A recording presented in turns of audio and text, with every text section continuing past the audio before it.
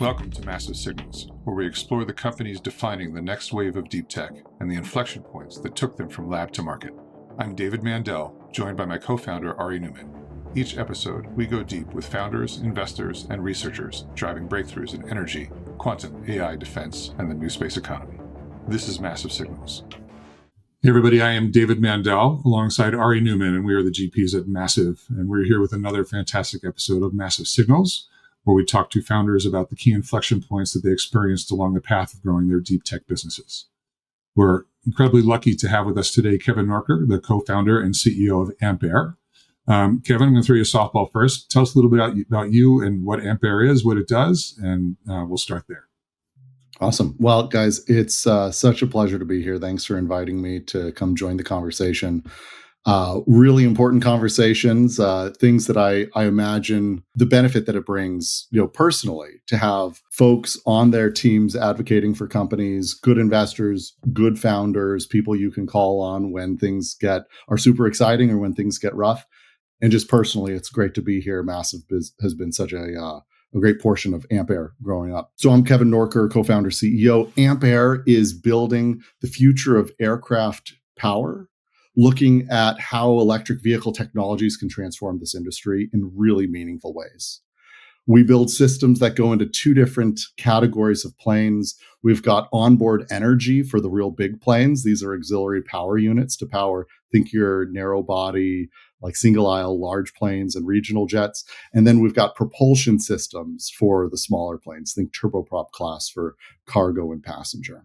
Founded in 2016 with the vision around electrification, and really have spent the better part of a decade fine-tuning really what the pragmatic implementation that can build a category-leading company looks like. Kevin, so good to see you, and really excited for the conversation. So my first question for you is, how did you get here? Tell us, let's go back a little bit. How did you get to the place in your life where you're like, I'm going to drop everything and go do something that's never been done before and build hybrid powertrains for aircraft? Totally. If you say I got here on a hybrid electric plane, that's not going to cut it. There have been meetings where I did say I got here on my hybrid electric plane, and those are magical moments Awesome. in life. It definitely didn't begin by saying, let's go build hybrid electric engines for airplanes, right? It was, the origin point, I think, actually starts deep inside of any entrepreneur, way before the idea of the company is around. And it's a bias toward thinking that you can have a positive impact on the world around you or make a meaningful impact. Growing up, did a lot of backpacking. It was all about leave no trace, as if my every small action had mattered on a global scale. Similarly, when you're an entrepreneur, you're building a company because you believe that you can actually have an impact, because you can create something that matters. And it's when you realize that everything in the world around us, every human-made item, originated with somebody dreaming of it and then a team that actually built and executed it, is a really empowering concept that if you have the right idea and if you have the right tools, you can go and build a company around these ideas. So personally, started as a mechanical engineer out of Caltech, robotics research at NASA's Jet Propulsion Laboratory, and then 7 years of work at a big aerospace company, starting as a systems engineer, R&D engineer, turned into a project leader and then a program manager on the airplane and space side of the house. But founding Ampaire was really in a moment where I was looking for definition in my life. I realized that I wasn't going to be a big company person forever, that I wanted to have a kind of an outsized impact, and that it was unlikely to happen inside the confines of the structure of those organizations. And I was seeking, what does that next phase of life look like? Business school, starting a company, joining a smaller company, would have to see. And the origin point on Ampaire began as co-founders. One of my co-founders and I sat down for lunch one day, and he pitched me on this idea. We had worked together previously, had a good solid relationship, as you need with co-founders. Pitched me on this idea for a fully electric vertical takeoff and landing supersonic jet. I mean, unpacking that, fully electric, Yeah, there's a lot supersonic, in vertical takeoff and landing. Like this is Mhm. like this is a big North Star, right? Mhm. And so I knew he wasn't crazy because he's a genius. And so it's like, what gives? What is this? What matters? And my job, I've seen over these years, is to unpack. Like, here's the vision, but how do we execute on it? And the fundamental truth in that founding vision was that electrification, just like it's transformed other modes of mobility, like ground transportation, was going to change everything in aviation. And there are a whole lot of uncertainties about when and how and what it really looks like in the embodiment. But that was a foundational truth that we could believe, deep conviction in, and which, with the expertise that we had built up over education and early careers, thought that we had a good chance of being able to actually bring it to fruition. So it was over the years of then unpacking that vision into, do you really need to build a supersonic plane? Do you really need to build a vertical lift plane? Do you really need to build a plane at all? Or maybe you start with propulsion. Does it have to be fully electric, or should it be hybrid electric? And this is how we've structured the organization's decisions that ultimately led us to what we think is the category defining approach in this industry, which is focusing on propulsion, eliminating all the barriers to entry that would otherwise keep us from going massive global scale adoption, which is how you build a category defining company in aviation. Global scale adoption through retrofits of existing airplanes, propulsion and onboard energy, tens of thousands of planes that are out there with no new infrastructure, just a drop in replacement. And so it's really that pathway of understanding what matters and what we can do about it that has led us to where we are today. That's awesome. Hey, so I'm going to ask you a question. So a lot of the founders we talk to, as well as invested in the deep tech space, they spend a lot of time in large companies before they spin out to do their startups. So where along that conversation journey or those discussions did you kind of hit that first key mental inflection point where you're like, okay, I'm ready to leave to go do this? And what did it feel like for you, like the first day you were on your own trying to do this? Sure. So, the lead up to it felt like the world was conspiring in very small but consistent ways for me to do something else. Like I was having conversations left and right that were pushing me to start something or to make a change. So I was mentally ready. I was also from a skill set wise, I felt competent and confident. I'd run or been deputy program manager over a $200 million program. Like I had learned the ropes on running big projects in aerospace, and that wasn't intimidating to me. Plus the deep technical exposure that I've had over my career.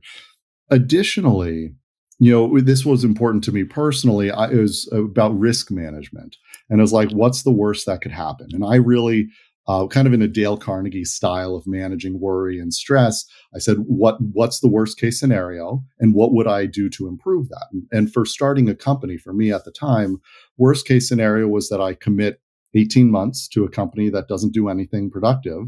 I have CEO on my resume for a year and a half. Looks okay. I go back and get a raise, right? Like that's the worst case. And I had enough money saved up at the time and low enough obligations that I could have ridden it out, no salary for a few years, and it learned a lot, grown a lot, and then dropped back into the industry. And when you think about it from a risk standpoint, that's actually relatively low risk. There's some lost momentum, some opportunity cost, but the benefit significantly and clearly outweighed, even in the down scenario. Outweighed the risk of staying in a place where I felt like my bucket wasn't completely full. You were like in the perfect middle of the Venn diagram for an entrepreneur. You had big company experience, a giant BHAG vision, and felt like you could take the risks to figure out if it could work. Yeah. I feel very fortunate. And, I didn't have a family at the time. I didn't have a mortgage. I it was really a sweet spot. And this actually, now talking about that transition decision, I sat on it, and I've always been a starter. I founded founded clubs in high school, was president of most things I touched, and was on committees and stuff throughout college. So it was not uncommon for me to get into a situation where I'm like, I think I could do something about this, and then you just kind of like step in to start leading it. So always had that entrepreneurial or builder's itch, and always thought that I would start a company. I just didn't know in what. I had a lot of ideas, but no conviction around them until this one. And I evaluated the criteria, and it honestly felt like, after sleeping on it, that I had no other choice but to either start this company or reassess my self image of and around entrepreneurship. And not that would be a negative thing. I think it's actually really healthy for people to realize who they are and who they aren't. But I would have had to say, if I'm not going to go after this perfect opportunity that could change the world, that is like sitting on my doorstep, then maybe I'm just going to cut out to gun for CEO of Northrop Grumman someday. Right. And like, that's a good path. There are a lot of really bright people who like decide to follow that path. And this was, and I woke up after, sleeping on it, and woke up saying, no, I really think I'm a builder of companies, and I think I want to be building something from scratch. And so at that point in time, I had no choice but to jump in. And so It makes it really easy once you know it's the right decision, then all of the other pieces just kind of fall into place. That's fantastic. And you didn't have any oh shit moments after you did that? Like were there any like, oh my God, what did I just do? Yeah, the big one is when we, as founders, you cut checks into running the company, and like, you're not taking salaries because that'd be absurd, paying yourself out of your own money and double taxing. So like, you're like, I'm getting rid of my salary. And then when I dumped my savings into the company bank account, that was the moment that I was like, all right, there's no turning back. Kevin, when did you have like an early signal, or did the company hit like an early milestone where your depth of conviction started to grow, or you sort of got past the very early days where when you're starting the company, it's equal parts like terrifying and exciting, but you really don't know what's going to happen. Like, tell us a story about like when you started to get some feedback or some signals, or you guys hit a milestone where the level of conviction went up by an order of magnitude. Yeah. So there was the first signal that we got was during customer discovery calls. Like any good entrepreneur is probably doing hundreds of discovery calls with folks to really validate all the assumptions. And so we were calling up airlines, and we had this cycle that we were going through in the early days where we would call up, we'd have a technical exploration of what was potentially possible. We'd have customer discovery calls for what do they actually need. And then we would have a business model cycle to say, do the two pair together, and is it possible to build a company around this idea? And so you iterate on, okay, does the VTOL vertical lift fully electric thing make sense? For whom would buy it? The first aha moment for us was when an airline out of Hawaii, the CEO of that airline got super excited, not just about our new design of airplane. We were looking at brand new airplanes at the time, but actually said, you know what? Why couldn't we just put this engine into the planes I already have? And that was a really aha moment. That was still not the full solution, but was a directional shift about utilizing the existing infrastructure, utilizing the existing assets of the planes. That was tremendously important, and also validated the approach for starting with the propulsion systems that then you design an airplane around. So that explains how you got onto the powertrain as the drop-in replacement as the first go-to-market solution versus doing the clean sheet direction. Mm-hmm. Yeah, it does. And do you have any regrets at this point about choosing that path, or how's that worked out? No, it's definitely the right path. Like, no regrets. There's some realities that I've had to deal with, though. Like, this decision didn't come lightly. Still today, like I was on a call with somebody earlier today who was looking at our website and called out one of our clean sheet design planes that we call the Tailwind. It's like, boy, that looks so cool. Like, when's that coming to market? And like, even after 10 years of looking at upgrading existing airplanes, Some people just get more excited about the flashy, shiny objects, and so to have the conviction to hear that constantly, because they're amazing. Like, I love the vision, I love that future, and it will happen someday. But in spite of all of that positive energy and enthusiasm, to still have the conviction and stay true to the foundational and fundamental principles around the right approach is more pragmatic, is an incremental step about upgrading engines in existing planes.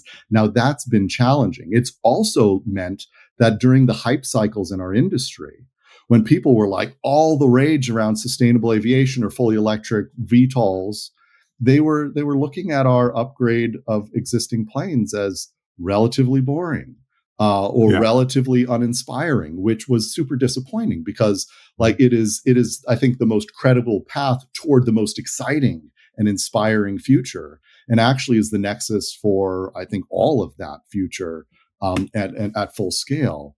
And so that's been a challenge that came from the decision, but is certainly no regret around it. Yeah, we dealt with that challenge a lot. Like when we were looking at Ampaire, we obviously looked at the entire industry, and there was a lot of hype, a lot of incredibly sexy pictures and designs and plans, and and then we started talking to you, and it was like, oh, he's building a Prius. Yeah, like, oh, like is that exciting enough? But you guys have done an amazing job, and maybe talk about the decision involved in this of like avoiding hype. Yeah. And really sticking to how do we build the right infrastructure to make this industry evolve. And so, I know there's this actual decisions involved in running a company that way. And maybe you can share some of your thoughts around that. Totally. So, I mean, everything originates down in like the mission of the organization and the values upon which you're building. Like at the peak of the pyramid, that's at the top. Like, what are we here to do? And what are the values that we're going to bring to the table? And in our mission statement as a company, the first 3 key words: trusted, practical, and compelling. So it's at the core of our organization is about pragmatism, humility, integrity, this incremental iterative step to drive big change over time. And so it's in the DNA of the organization. So that's one. Like when you build the organization right and you actually begin on the right first principles, then you're not fighting the flow. It's actually all taking you in that consistent direction. So that's definitely one. The second is, this is not informed just by theory and hunch, nor is it informed just by like, oh, I had a call with a potential customer and they suggested I go this direction. It is really informed on the real world experience and exposure that we've had as an organization. And I'll tell a quick story about an aha moment that was a defining deployment for our company that actually changed the direction. This is in 2020, partnered with Elemental Impact. We deployed our first airline route deployment project, was in Hawaii again, and this was on the island of Maui. And so we spent, the better part of a year building up the world's most advanced hybrid electric airplane and getting it ready to fly, and on these airline routes. We also spent about 9 months there trying to figure out how to do a simple level 2 plug charger at the Kahului airport. Infrastructure. Infrastructure, right? And we got the plane there before we could figure out the infrastructure. And so we ended up not being able to plug in on the airport terminal side. We had to go to a private hangar, which literally was like plug it into 3-phase power. It's that easy. And yet this signaled to us that if every single airport, even when all the stakeholders are aligned, is going to be this difficult for our customers to upgrade, then there is a very challenging path ahead if you are relying on a chicken and the egg dynamic between infrastructure and sales for the vehicles. And that was the moment where we realized that we could not be a plug-in fully electric or even a plug-in hybrid style vehicle, that it had to go back to the foundational principles, drop into the existing fleet, no range anxiety, no infrastructure anxiety type hybrid electric, which is to this day the type of hybrid that we're launching with. Yeah, it's actually we probably should talk about this sooner, but that's a good transition. Give us more specifics on exactly how Ampaire is doing this, right? Like, you're not just slapping some batteries on a plane. You've got a full platform of technologies that fit with existing airframes. And so just kind of give us the quick overview of Ampaire's approach to its system and its engine and the AMP570 and everything you guys are doing. Great. So there are, airplanes have two different types of engines, engines that are used for propulsion and engines that are used for onboard power. Those engines are generally combustion engines running on jet fuel, which are optimal at their peak power and then relatively suboptimal at mid and lower power levels. And yet the vast majority of a flight is flown during cruise at a relatively modest power level, really fuel inefficient. So we build hybrid electric systems that have part combustion engines running on jet fuel and part electric vehicle systems with lithium-ion batteries and electrons. We marry these two systems together so you're optimal at both peak power during takeoff and climb and during cruise. And by optimizing for both phases of flight, both power requirements, you can bring really transformative efficiencies into the equation. And so that's the focus, is building engines that are more fuel efficient that then drive economic benefit. Sorry, Kevin, can you give us some specifics, like how much more fuel efficient, how much better? Totally. So for this plane that's over my shoulder, the Cessna Grand Caravan, when we upgrade that with our engine, we pull out the combustion engine that's there, we put in our hybrid electric engine. Now, during takeoff and climb, it is 70% more fuel efficient than the legacy engine. And during cruise, it's approximately 50% more efficient. It nets out to around 50% more efficient over the entirety of an airline's operations.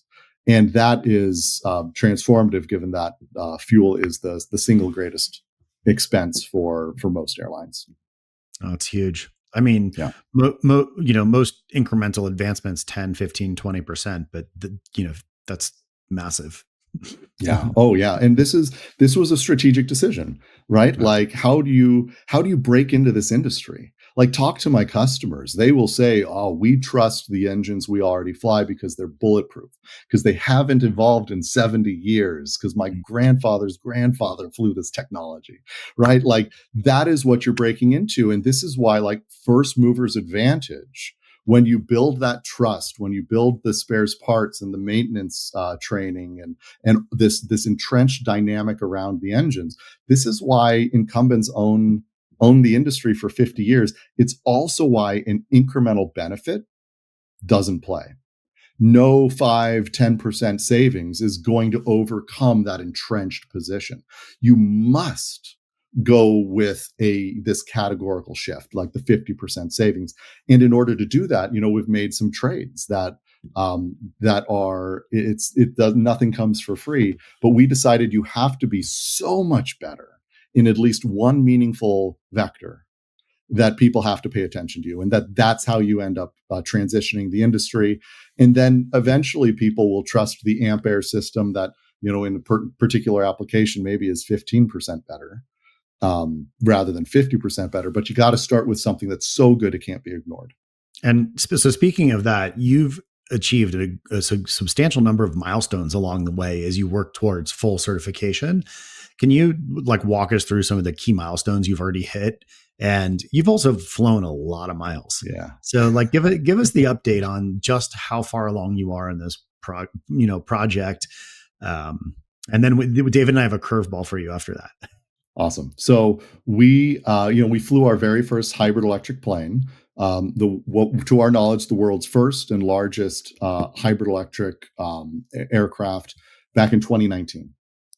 And then since then, we've flown over 35,000 miles in our hybrid electric fleet, which is currently a fleet of 3 airplanes, including the world's largest hybrid electric airplane.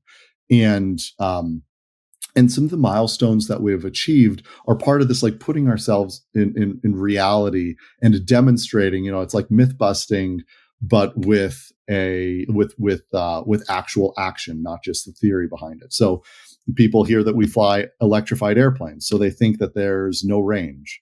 So we flew one of our planes, 1,400 miles. We doubled the range of that plane because we halved its fuel burn.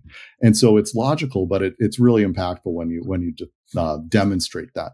Or alignment with sustainable aviation fuel. Some of the other really meaningful milestones, especially to your question around certification, every time the FAA approves us to fly, gives us an airworthiness certificate, that's a major milestone. Every time we're bringing a new configuration or category of airplane up into flight, that's definitely a new milestone. We've done that like 15 times now. Iterations, changes, and new airworthiness certificates. And then finally, on the product standpoint, moving through the proper regulatory pipeline to get commercial certification. We're currently the only company in the world working with the FAA on a hybrid electric engine certification program. And so what goes with being the only one is you're the first one, and that means that we're the first to get approved program specific certification plan, the very first to get the G1 certification bases. We'll be the first to get the G2 means of compliance and the special conditions and the issue papers and the test plans. And ultimately, we're on track to be the first in the world to actually get the commercial approval for the engine and the upgrade of these planes with those engines. And, that's a great position, right? First movers really do win in this industry. So it's where you have to be. Sometimes it feels like you're a snowplow clearing the roads. And so you have to make sure that operationally you're excellent on the back end there to make sure that you're bringing your products to market fast enough to keep that advantage. But it's been delightful because we're working in such close partnership with the regulatory body. And we're also building in markets that aren't as regulated, like our dual use markets, focusing on defense applications, or some international markets that have a different threshold and layer of regulatory risk that help us mitigate the overall the timeline risks associated with regulatory approvals. So all that sounds amazing, right? And because we all know that every startup just goes up and to the right, and whenever you ask any founder how they're doing, it's like, oh, we're killing it. It's all easy, right?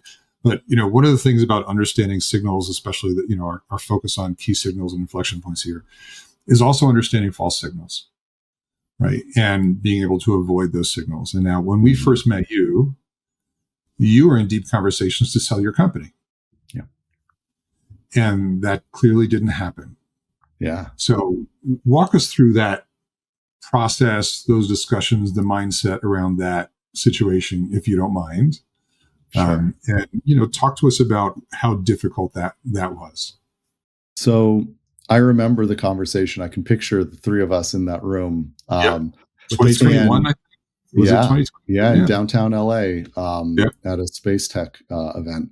And I was about to announce that I was pulling out of a SPAC deal. And, we had spent the better part of a year in 2020 negotiating the deal. In 2021, we announced that we were in an acquisition agreement that ultimately was going to roll up and go public via SPAC. Very exciting time, massive valuations, crazy valuations. I mean, you're looking at companies. Yeah, it was quite astonishing and quite exciting, especially when there's real money that was going into, especially in the 2021 timeframe. Real money where redemptions weren't too bad. So the SPAC money was staying in the companies, pipes were happening. And so you're getting $1 billion cash in the company for operating budget. And that's really appealing. And especially the ability to tell, a 5-year story while going into the public markets is also pretty appealing. So that was exciting for us. But the fundamentals clearly weren't there when you look forward into the late 2021, early 2022 timeframe. SPAC market was imploding, redemptions were high, pipes weren't materializing. And when we had a chance to not extend our agreement to continue with this going public activity, we took it and we pulled out of that deal. That's really hard because you're facing all those zeros for your organization and the hope that there's reality behind them, and it contrasts with what ultimately to be true. And by early 2022, the writing was on the wall that this was not a a huge opportunity for the company. It was actually quite a significant risk for the organization. And so, given that we have really solid fundamentals and we're building a great business, it became clear to my board and me that that we needed to look for a different path, which was like go back to being a scrappy little Series A company, not a pre-public, audited financials type company. And this was hard. This was really hard because I had built up the company significantly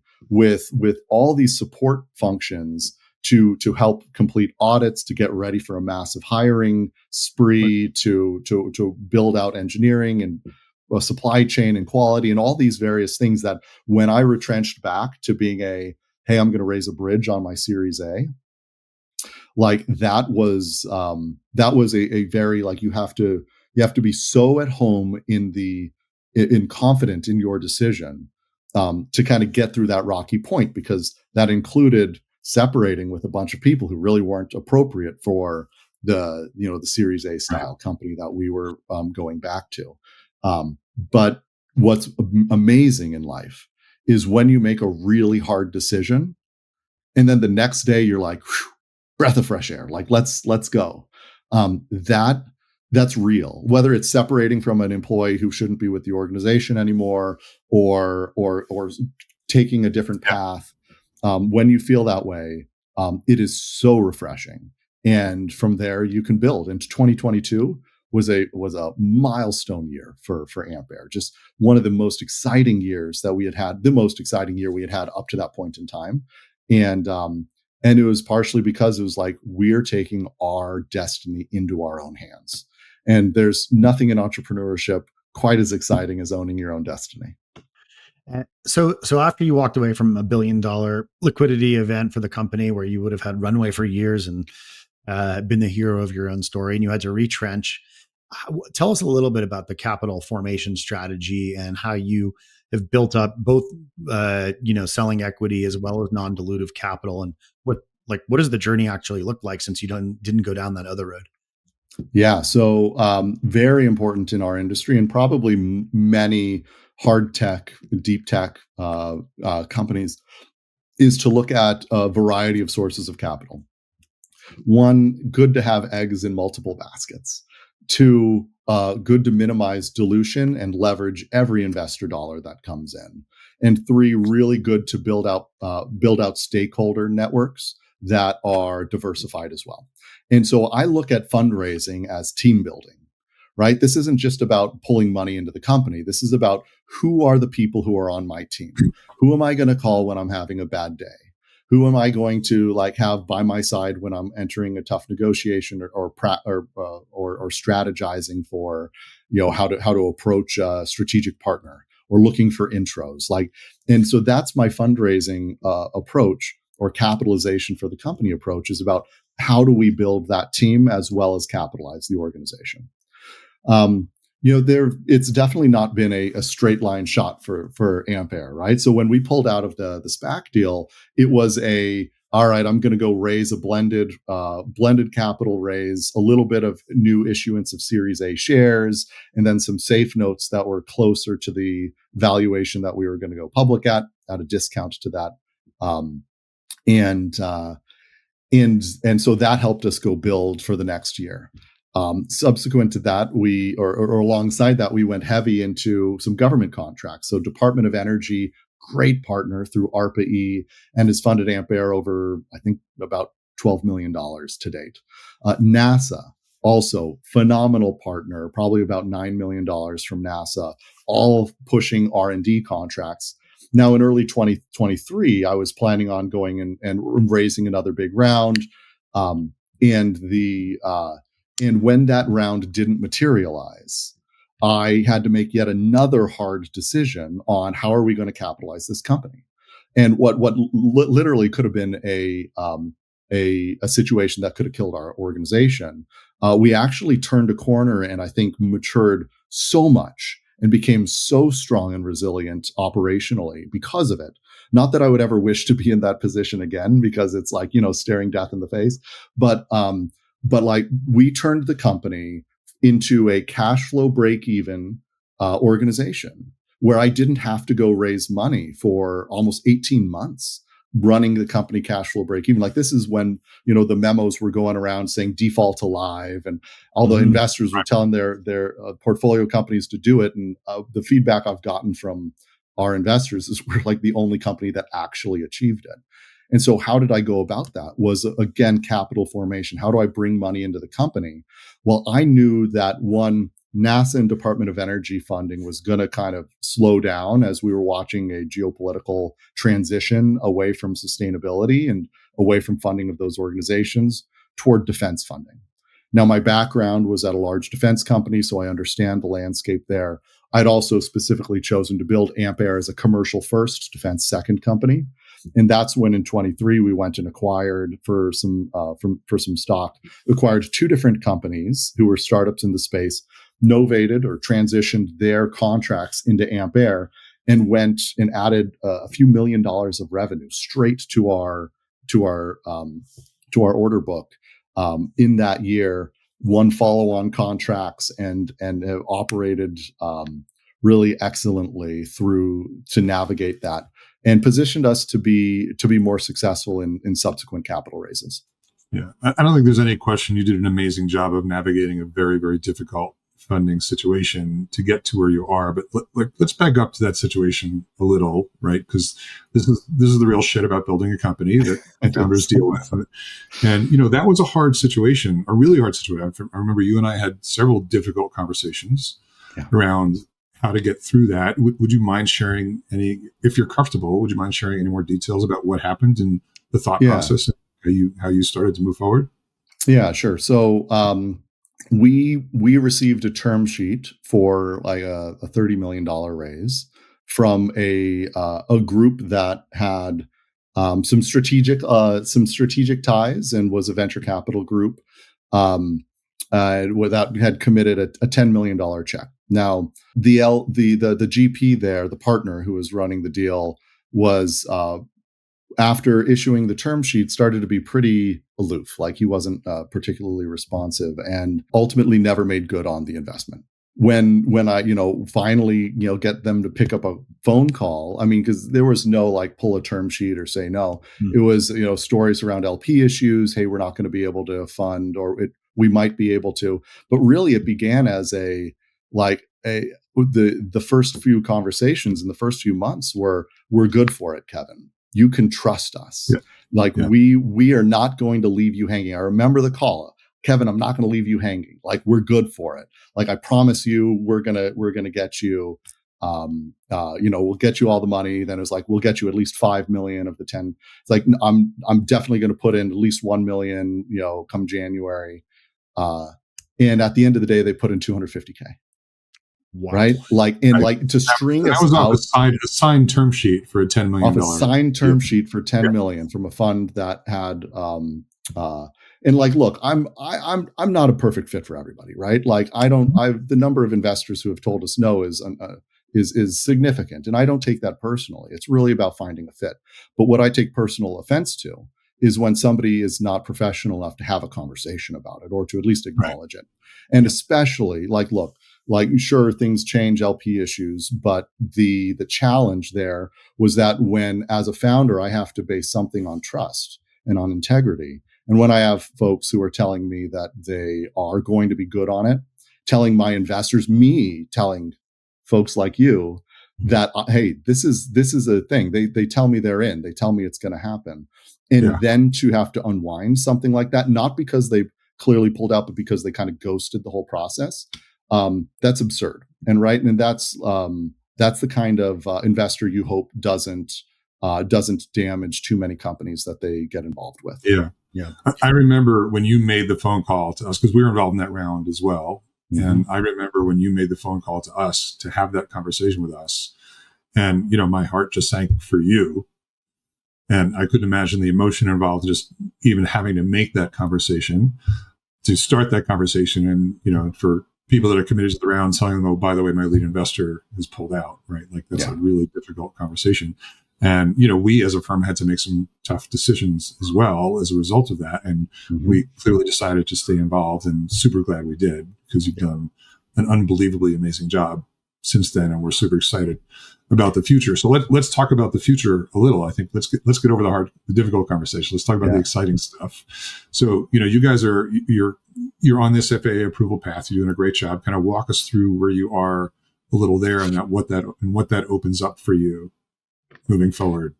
Yeah, so really exciting. We have, think about like three independent paths to market that use all the underlying same fundamental technology platform, but have think of it as like a disaggregated risk profile to get to market.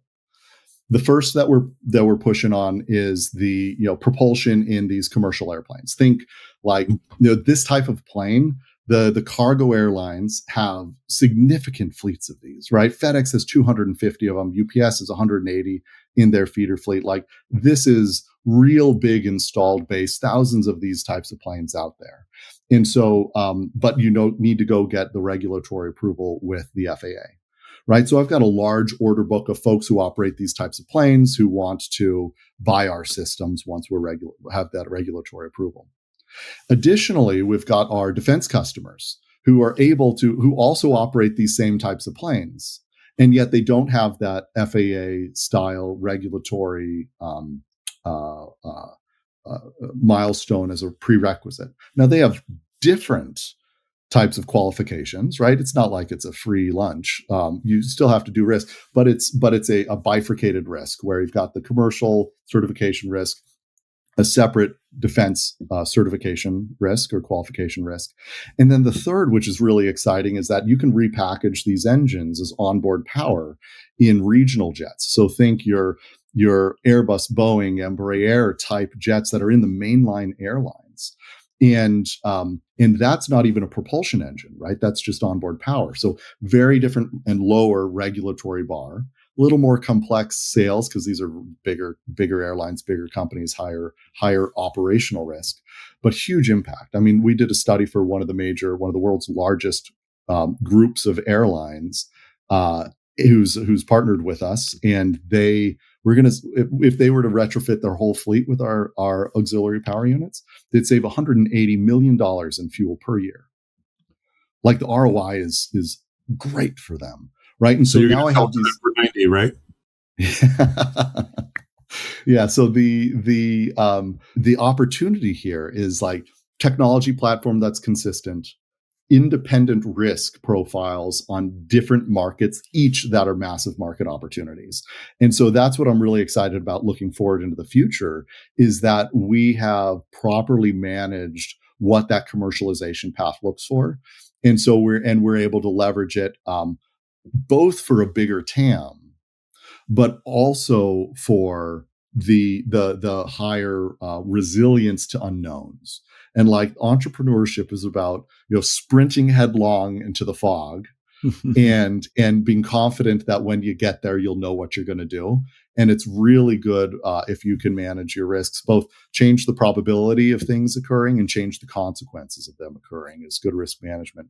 And so from a commercialization standpoint, really excited, because by next year, I could have a $30 million contract from the Air Force for deploying these planes in certain regions.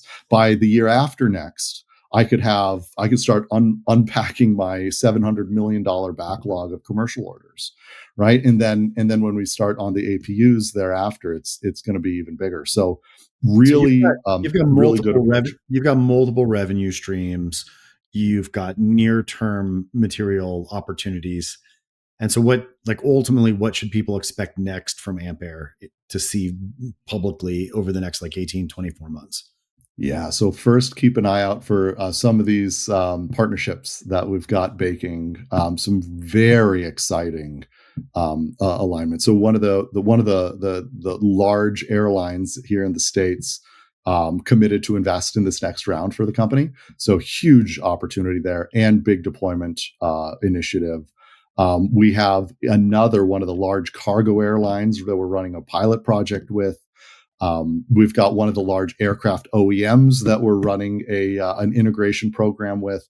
I mean, it's a huge opportunities on each of these commercial fronts, plus the defense front. So those announcements are the first things that people should be looking for.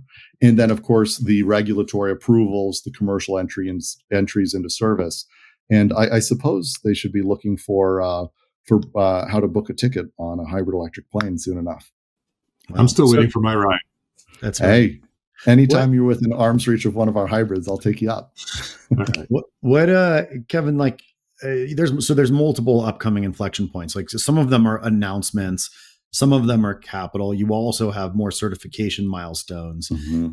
How do you, as a founder, like, what is your framework for managing all of these spinning plates, if you will? You know, you're a hard tech company. You've got regulatory overhead. You have long-term strategic relationships. Mm-hmm. You've got these different timelines. How do you manage investor expectations, customer expectations, like work within all of these different dynamics all at the same time while still, you know, having a beautiful head of hair and sleeping at night? Thank you. That's a good question. I think what comes to mind when you ask that is I think a Peter Drucker quote. First things first, second things never. And the idea is, like, don't make a priority list of all the things. Like, pick the thing that is most important and get it done, and be very clear about that. So, like, for example, in my commercialization path, I have one spinning plate. That's all of the technology that goes into this product, the engine in the nose of that airplane. And that technology goes into my commercial path. It goes into my dual use path. It also is the underlying technology that goes into the onboard energy path. So my team only has to do that one thing great, right? Clarity of vision and clarity of execution and scope is so important, right? So that's number one.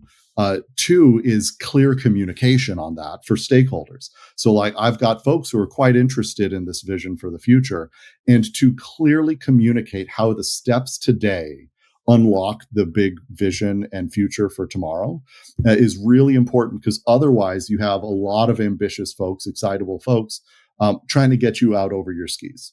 They're trying to have you do too much too soon.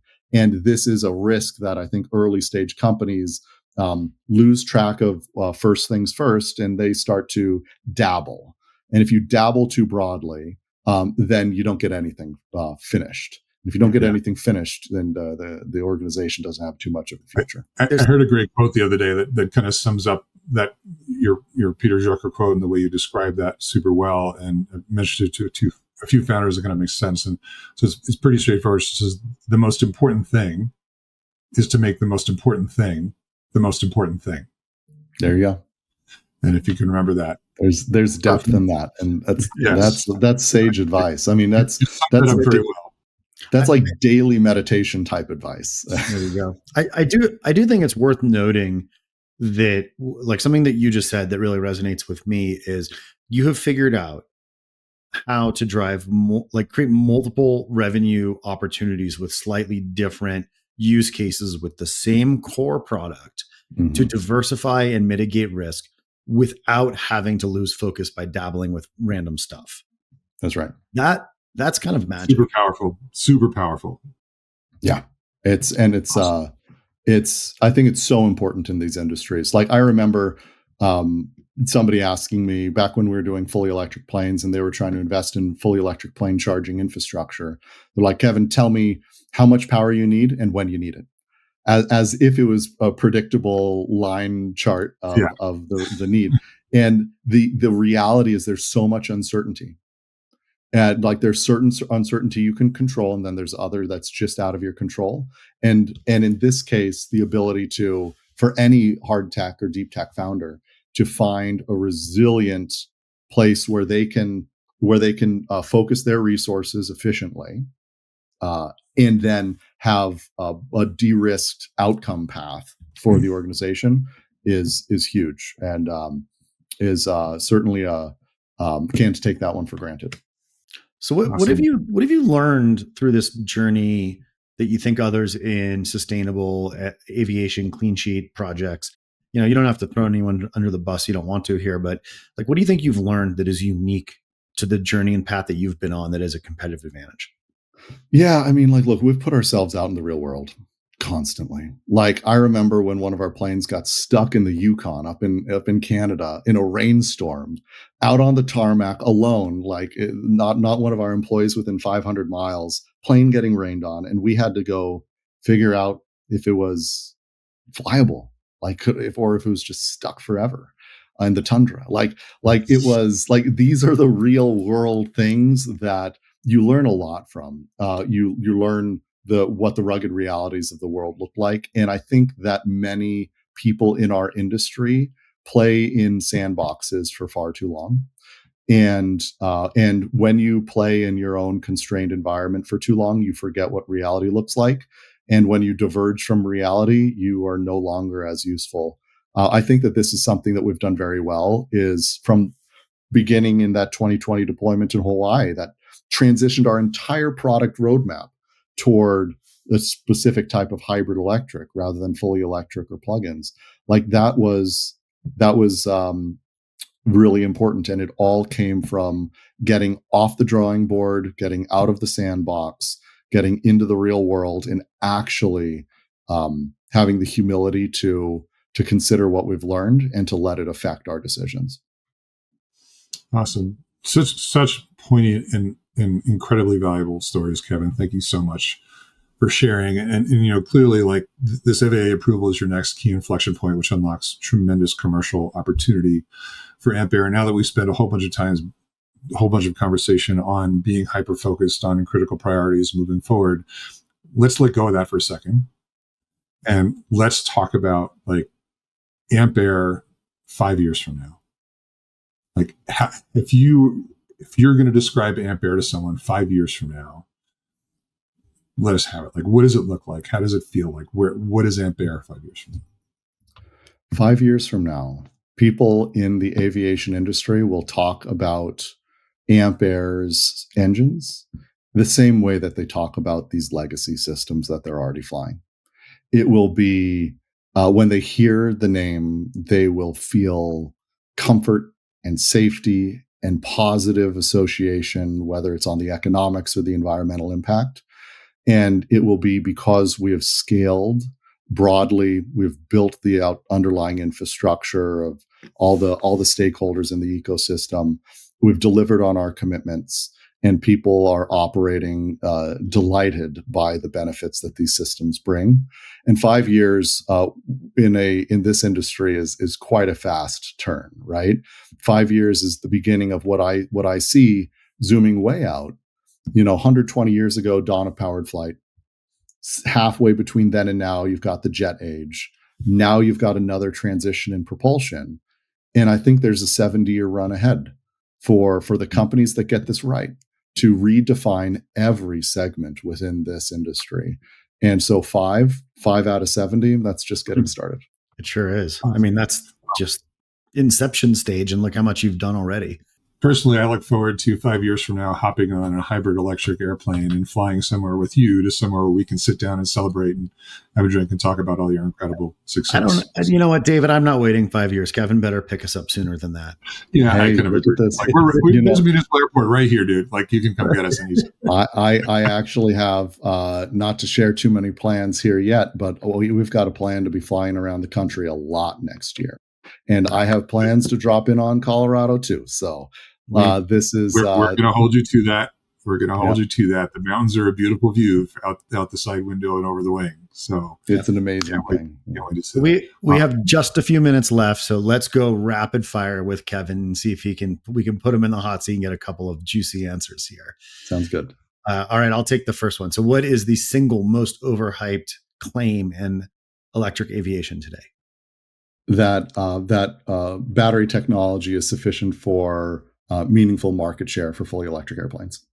All right. Awesome. Okay. What is one of the key founder behaviors that when you see screams, this company is going to ship, this stuff's getting done? Integrity of the founder. Awesome.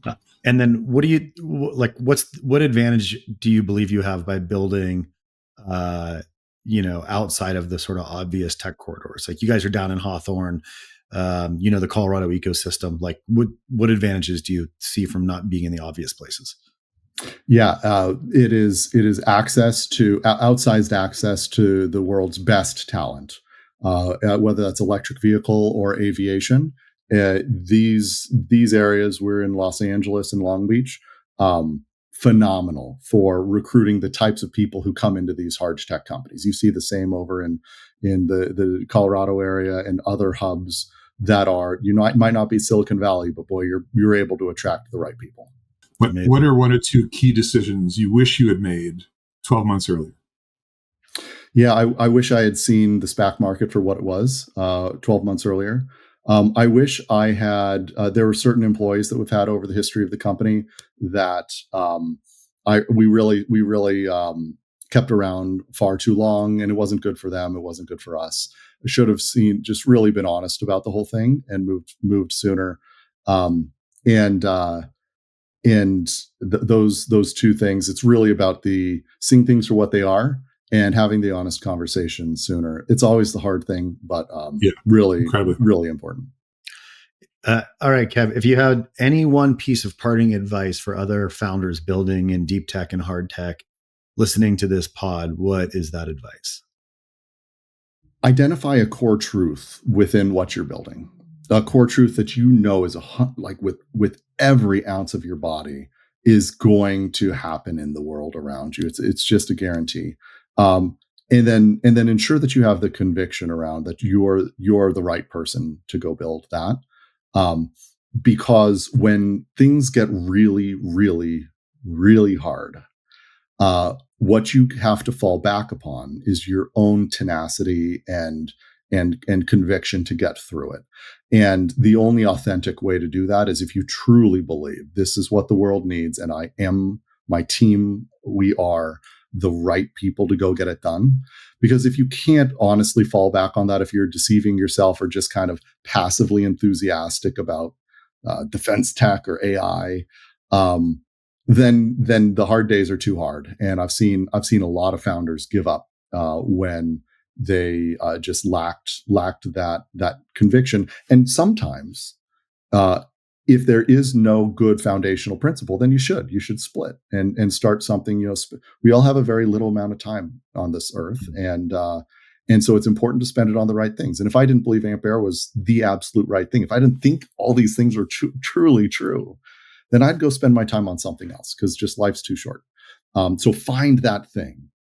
Commit yourself to it. Have the humility to learn and question your own assumptions as the world changes around you and as you change within it. And then upon that conviction, just build. Awesome. Very sage advice, Kevin. Thank you so much for spending time with us today on Massive Signals. We look forward to being as part of the flight with Ampaire for a long time to come. Amazing. Nice to have you with us. Thanks, you, Kevin. Thanks for tuning in to Massive Signals. If you enjoyed today's conversation, be sure to follow us on Spotify, Apple, or YouTube, and share the episode with someone who cares about the future of deep tech. And subscribe to our Substack at massive.vc to stay in the loop on all of our current investments, thinking, as well as upcoming events like our quarterly Deep Tech Table Dinners and the second annual Deep Tech Summit in May of 2026. Find it all at massive.vc. Until next time, keep listening for the signals that are shaping our future world.